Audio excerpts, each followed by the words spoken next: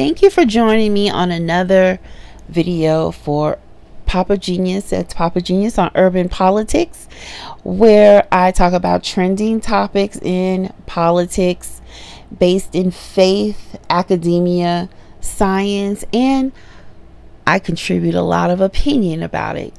And today's subject is in regards to the most recent court ruling that occurred between Rick Chow and Cyrus Carmack.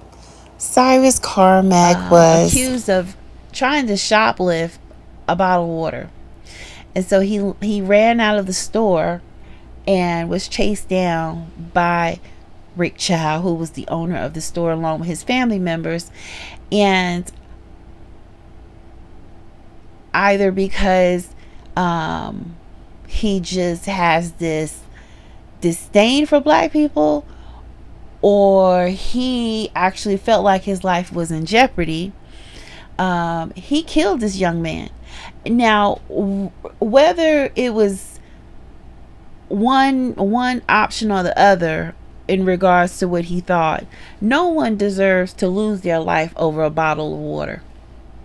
Okay? No one deserves to lose their life over a bottle of water. And I heard someone say something really profound the other day, and that is the fact that Rick Chow owned a convenience store and where this occurred. So that means that not only did he have that bottle of water, but he had several other brands of bottled water, and yet dozens of other bottles of water. And yet he felt as if that one bottle was worth his jeopardy of his own freedom and now his livelihood, because that has now been completely jeopardized, because his business has been just vandalized. And who's going to want to now shop with him? And so because of all of this that has occurred, Black Americans have decided to do a different type of protest besides just going out marching and tearing things down. No, you don't have to do all of that. The best protesting, ask Target. And that is Black Americans exercising their debit card on whether they want to use their debit cards, credit cards with you or not. Because black lives might not matter here in the United States, but black dollars do. And so Black Americans have decided that, you know what? These East Asian businesses that have so much vitriol and anti-black rhetoric, since they are they're so comfortable now, and they think that Black Americans have no other options. Well, Black Americans said this: in honor of this ruling, what we're going to do is we're going to have to now start pumping the brakes on patronizing East Asian businesses within our neighborhoods, because East Asian Americans have made, not all, but there have been quite a number of videos that have went viral between East Asian American business owners and making messages to the Black community that it's not going to hurt them for Black people not to shop with them. But see, they forget that it's all by design that a lot of these East Asian businesses are within Black neighborhoods. It's because they're not openly welcomed in predominantly white neighborhoods. Asian Americans were redlined from opening businesses in white neighborhoods because white people didn't want Asian Americans operating in their neighborhoods and didn't want Asian Americans profiting off of white people. Oh yeah, this is really important. But because the positionality of Asian Americans is weaponized to oppress Black people, Asian Americans were being given loans to open businesses in Black communities, even though Black people were not able to receive loans to open businesses in their own communities. Say what? And as I've said before, as a result of this, Black wealth is essentially paid out twice when it goes to Asian American businesses, even though Black people were not able to receive loans to open businesses in their own communities. So everybody robbing us. Black wealth is essentially paid out twice when it goes to Asian American businesses. Once when the individual pays for the goods or services, and then again when the Asian American business owner removes the profit from the community. You gotta be shitting me. Usually, people open businesses in their own communities, and this is mutually beneficial, where the business owner is making a livelihood off of providing goods and services to their community, and by being a member of the community, they're contributing and they're investing back into the community. Nipsey Hussle. And that is not what happens with Asian American businesses operating in Black community.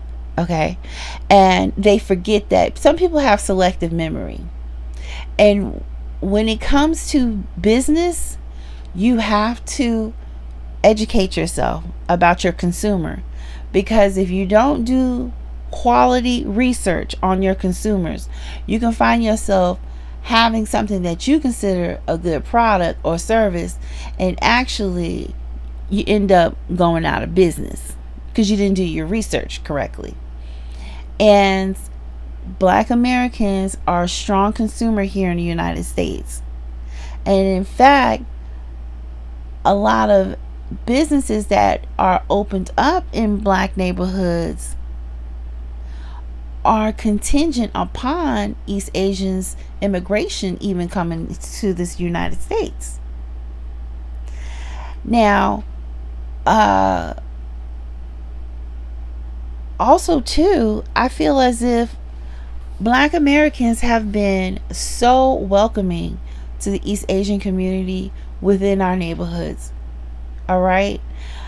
And even with like the most recent movie Sinners, Ryan Coolidge, who's a Black American movie director, very popular, very successful, even took the time to consider including the Chinese, Korean communities, East Asian communities that migrated here into the United States, especially in the Mississippi Delta areas, okay, and included their story within this fictional movie that went successful all around the world. And I just feel as if here we go again. We still have a lot of East Asian communities that are so, and I call it this, I say it's projection. It's projection and it's fear. A lot of East Asian communities, they were reared up by their grandparents and great grandparents that migrated here into this country a little before World War II, and especially after World War II. And they're still operating under those fear tactics and the fear of being disposed from this country because of World War II, because of Vietnam, because of the Korean War. There's a lot of Americans went over there and fought in the Korean War, and a lot of Americans lost their lives over there, and we're still not in a good place with China as an American country. You see what I'm saying? So I think it's a lot of projection that happens. They can't take their anger, their frustration, their humiliation of things that continuously in current times that continuously happens in regards to anti-Asian and the hate towards the East Asian community, like the COVID, like the Hyundai plant that occurred, where you had hundreds of plant workers from South Korea that were detained by ICE. 300 South Korean workers are heading home 1 week after they were detained in an immigration raid in Georgia. They were transported by bus from a detention center to Atlanta's International Airport this morning and took off just before noon. The raid at a Hyundai manufacturing site near Savannah sent shockwaves through South Korea. And today, President Lee Jae-myung called the situation baffling and warned that it could dissuade Korean companies from doing business in the The U.S. scariest part was when the ICE agents with guns suddenly burst into the office and told us to come out. I panicked and went completely blank. I felt sick. We've seen the videos of the workers in handcuffs and in chains. Is this what they did to you? Yes, one by one, we were cuffed at the wrists, then chained at the waist, and shackled at the And ankles. just from one phone call from a white woman, and they were all detained. And they've not come back over here because they're still humiliated and they're still angry. And even, I'm going to play some videos and show you what currently just happened just a month or so ago in the White House in regards to World War II. So that fear makes a lot of them want to get approximated into whiteness. And they feel as if, well, if I share white American, those that are racist, if I share in that dialogue and I uphold those racist ideologies, that I'm going to find a common ground with whom they've considered the power broker here in the United States. But see, you may consider the power broker as far as policies is concerned with white Americans, but your bread and butter, a lot of Asian Americans, your bread and butter come from black dollars. Why didn't you tell US allies in Europe and Asia, like Japan, about the war before attacking We Iran? didn't tell anybody about it because we wanted surprise. Who knows better about surprise than Japan? Okay? Why didn't you tell me about Pearl Harbor? Okay? Trump just made a Pearl Harbor joke to Japan's prime minister, to her face, in the Oval Office as a way to defend his Iran war. Right, a Japanese reporter asked why the US didn't warn allies like Japan before attacking Iran, with Trump saying that he wanted it to be a surprise and then adding, Who knows better about surprise than Japan? Okay? Why didn't you tell me about Pearl Harbor? and you can literally see the prime minister's face just freeze. We're just smiling the whole meeting, and that smile died on TV. You know, I know there are a lot of Americans that they joke about tragedies all the time. There are 9/11 jokes that are basically their own comedy genre. But in Japan, World War II is not this thing that's just kind of been cast aside. It literally still dictates how their government operates, what kind of military they're allowed to have, and how their neighbors treat them 80 years later. You know who else didn't help us? South Korea didn't help us. You know who else didn't help us? Australia didn't help us. You know who else didn't help us? Japan. And what we did to the Japanese in America, look no further than Rachel Maddow's excellent podcast on all of this. But that we're asking them to come to our assistance, and this is the best he can do. What a just shameful example of both buffoonery and racism. And my heart, I mean, I watched this meme a couple of times, is you look at the Japanese prime minister just trying to hold it again together as the press corps, and David's so right to point this out, is just mortified into silence. You rarely hear that. You always hear the cameras, someone's shouting another question, but it's just the room falls silent. Yeah, I mean, We went in very hard, and we didn't tell anybody about it because we wanted surprise. Who knows better about surprise than Japan? Okay? Why didn't you tell me about Pearl Harbor? Okay? Right? You know, he's asking me, no, you believe in surprise, I think much more so than us. Okay, so you heard the quietness in the Oval Office when that extremely disrespectful statement that was made by President Trump. You see how quiet it was, like Silence of the Lamb in there, right? And not once did I ever hear of anybody from the Asian community here in America who has the freedom of speech to openly say something that would just gut punch him and anybody else who thinks like that. But listen to how they talk to Black Americans that patronize their businesses and have really primarily shown nothing but respect for them have never bothered them in our communities. We've never said, oh, we don't want Asian. No, we've never been like that because we're not that type of people. But listen to how they talk to us. I love when the black community says, let's boycott Asian businesses. Please do. We'll get rid of the Chinese takeout, the dry cleaners, the laundromats. Let's get rid of the liquor stores as well. Get rid of the Jordans you guys wear, the Nikes you wear, the shower caps, the Hondas, the Hyundais, all your car electricians, the electronics in your house, the Sony, the TV system, your sound system, the microphones that you guys use to rap and speak about awareness for the black culture and the hip hop culture. Where do you think that's made in? That's made all in Asia. And here's another thing for you guys. You guys want us to leave the neighborhood so bad? Oh, Asian people are in our neighborhoods? We're in white neighborhoods. We have our own Chinatown. We have our own Koreatown. You think we really need you guys to benefit off and make money? A lot of us do go to college as well. You're being outworked by immigrants who barely speak English. And you're not embarrassed? Go to the bank, start your own businesses, and deal with your own people. I want to see your own women get on their hands and knees and do pedicures and manicures and deal with nasty ass attitudes, okay? Please, boycott Asian business. I'm all for it. And this is why we are now boycotting their businesses. And I encourage you that if you really believe in fairness and the American dream, and that there should be fairness for everyone here in the United States, you don't have to be black and support and to go and boycott. You don't have to be black to boycott this, because to me, I feel like if this is an insult to us, this is an insult to other Americans too. And that's a very dangerous mindset to have within a country, to where, you know, we don't even have to go back to civil rights and all of that.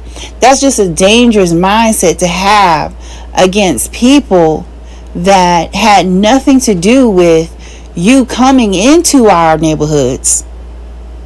Okay? You are forced into our neighborhoods. And there's so many times to where I've been, as a black American woman, I'm just going to be honest, I've been put into some really awkward situations where I've had to diffuse conversations that I have overheard other races, white Americans, say in regards to Asian Americans. And they don't know me.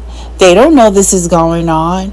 But I personally had to change the subject because I can hear like dog whistles and undertones of racism in regards to like China, and I don't want it if it's not made here in the USA, and you know what I mean. And no, I don't know what you mean.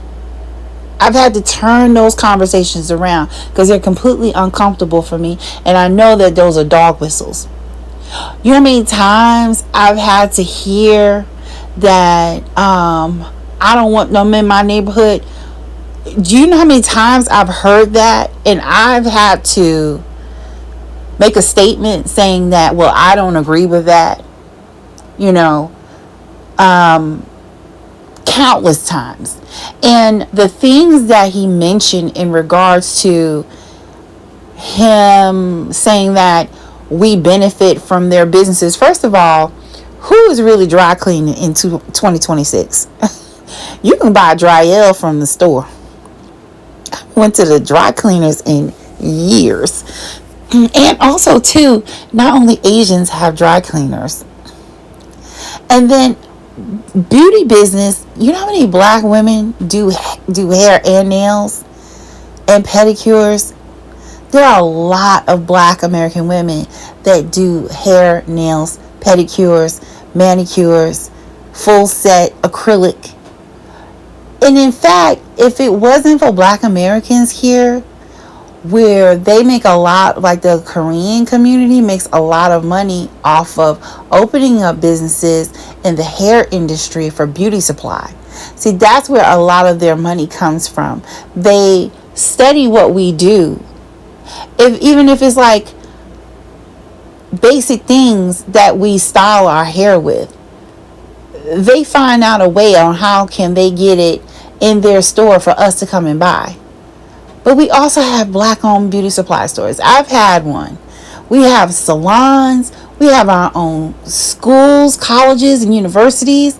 We have our own doctor's offices, dentist offices, optometrists, attorneys. We've got so many businesses. And just because we patronize your business, that doesn't mean that we don't have our own.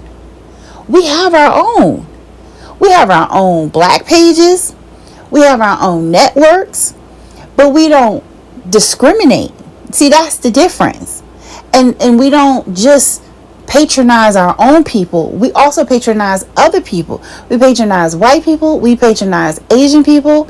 We patronize Latino people. We patronize everybody. We're not just for ourselves. And that's the problem. That's the problem. That's the mindset that has to change.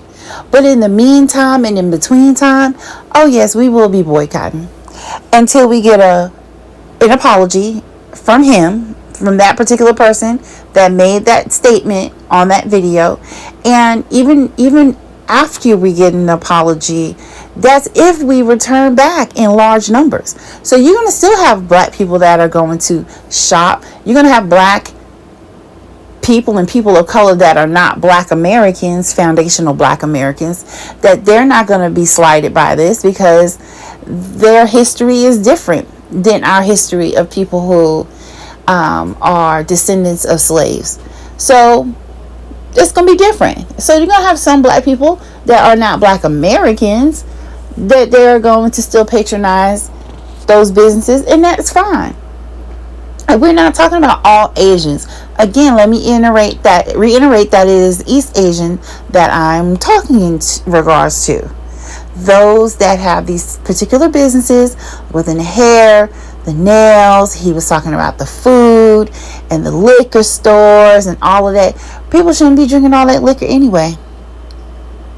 And look at all of the food that has came into our community right across the street from many of those restaurants that he's boasting about. There's dialysis centers across from them too.